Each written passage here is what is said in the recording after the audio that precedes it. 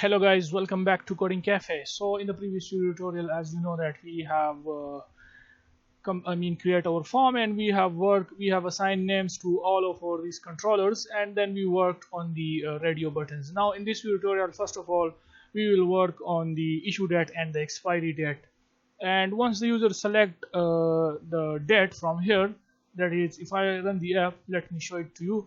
If I select date, that is, let's say the issue date is 27th September 2018 and Thursday. Okay, so this issue date must be less than the expiry date, and we can do that by simply using the min function of in C sharp, and we will invisible all of these previous dates, okay, which are these ones. So the user has to select either 27 September or 18 September or 29 September or any date from the future. Okay, so issue date must be greater than the expiry date. So let's first implement this, and then we will further work on it. So for that, what I'm going to do is double click on this date time picker. Okay, you can see date time picker 1.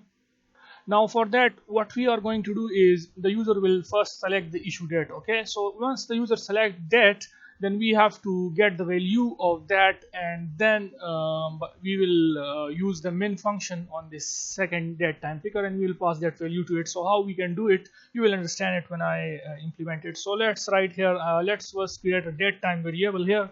So here we can say date time. Let's give it a name as dt equals to, and the name of our first calendar is date time picker 1 dot value.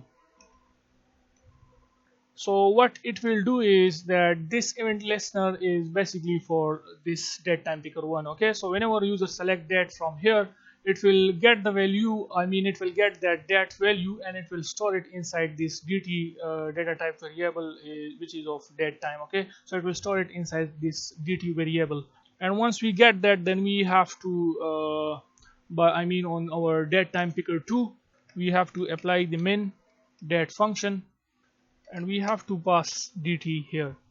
So what it will do, let's check it. So I run the app, and let's select 27 September from here, and here you can see automatically changes. If I now come here, you can see the user, all the previous date is invisible, or you can say disabled. Okay, the user has to select either the 27 September or any date from the future. Okay, so it basically means that the issue date must be equal or must be less than the expiry date. So yeah, that's it. Now next thing is to get all the values from this form, that is true, from, and all the text boxes. So for that, what I'm going to do is, first of all, as you know that we will display this data on our second form, which we will create now in this tutorial. So public static, to get the value from two text box, we can simply create a variable by the name to, comma, and the second one is from, so it will be by the same name from, and it should be of string data type. Not this one, it is from small s. We have to get the range, that is the first date that the user will select and the last date of that range, so that we can decide on which date the user will go. Okay, so let's say start trip date, and the other one will be end trip date. For the first name, we can simply create a variable first name, then the other one is last name. Then we have our document number, which is basically this one, document number, and then we have these two date time picker. One is for the issue date, so we can create a variable by the name issue date, and the other one will be expiry date. So these are the variables which we will use, where we will basically store the data from the text boxes and the calendars. Now here we need to add some features on the form load. So double click on this form, and it will create this event handler for us. Now here we have to set the increment for the baggage, so that it can increase the value with 5. Okay, if I show you now, and if I press this button, then you can see 1 2 3 4 5, but we want according to the scenario it should increase the digit by 5, multiple of 5. So the name of our that the name of that controller is numeric up down 1 dot increment comes equals to 5. Numeric up down 1 dot read only equals to true. Now what it will do, let me run the app.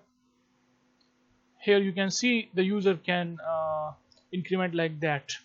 But if the user want to write here manually, type, then it will not allow the user to type manually the package. Okay, you have to increment like that, which is the multiple of 5. So this is basically the functionality of this code of line which we use numeric up down dot read only.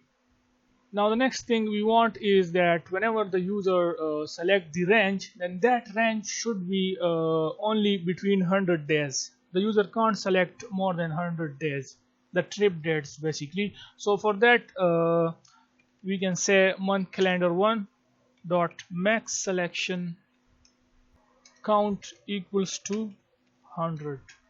Month calendar 1 dot show today equals to true. And now we have to work on our this button, the final step. So once the user click on this button, which is our book button, then we will get the values from these text boxes and from these calendars, month calendar and this calendar which is a date time figure, and we will store it inside these variables, and then we can use these values on our second form which we will create. So how we can do that? So inside here, first let move it here.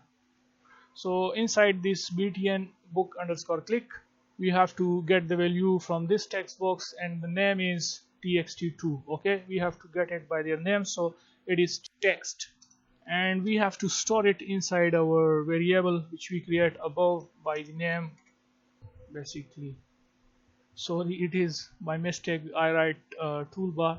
Make sure to change this, give it a proper name which is 2, and then from. So here we can say 2 equals 2, and let's copy paste this, change from the for the from which place the user will go. So we have give it id to that field which is txt from, and make sure to change this variable also to from.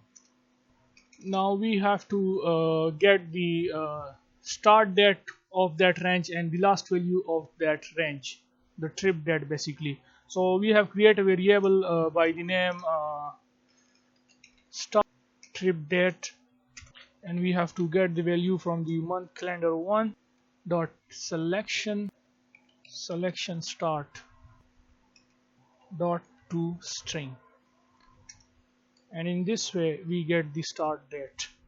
And if you want, you can give it any specific format for displaying that date. So date, then month, and then year. And in the same way we will get the last date of that range. So let's copy paste this, and all you're gonna need is to change this to end trip date, and this will be now selection end. And now after that we have the first name and last name. So for that we have create a variable by the name first name equals to, and the text box name is text first name dot text, and in the same way we will get the last name. So copy paste this and change this to last name, and after also change this txt last name, which is basically the name of our this text box. Okay, so these are basically the names, txt last name. Then we have to get the document number, which will be this one. So change this third one to txt document number, and change this to document number. Then we have the issue date and expiry date and the baggage. So we have created a variable for it, issue date equals to date time picker 1 dot value dot to string, and we will use the same format, which is this one. So pass that here. Let's copy paste this, and we will get the expiry date from the second date time picker. So it is by the name, the variable is expiry date time picker 2. Then we have the weight baggage, so we have created a variable for that by the name, okay, we have not created a variable for that, so let's create it, weight baggage. So here we can say weight baggage equals to numeric up down 1 dot value dot to string. That's it. So we have get the values from all our controllers, okay, and we have stored these values in these variables which we created. So we will use these variables on our second form which we will create, so that we can access the data from the first form on the second form, so that we can pass this data basically to the second form. So what I'm going to do now is to assign some title to this form. So let's do that. Here we can give it a name as flight booking, and whenever we run the app, I just want that this form should be at the center of the screen. So here you can see we have this start position, so click here and click center screen. And now let's create another form. So we can add a new form which will be our Windows form, and this will be by the name form 2, or you can also give it any name you want, but I will go with it, which is form 2. So Windows form, and let's first of all give it a title, and the title for this will be booking summary. So here you can see this. So now what I'm going to do is, whenever the user click on this button book, then it should send the user to the form 2, and it should display these information. For now, what I'm going to do is, here when the user click on this button, okay, so I can simply say this hide, so we can hide this first form, and then we can create the object of the second form. So it will be by the name ff2 equals to new form 2, and we can say ff2.show.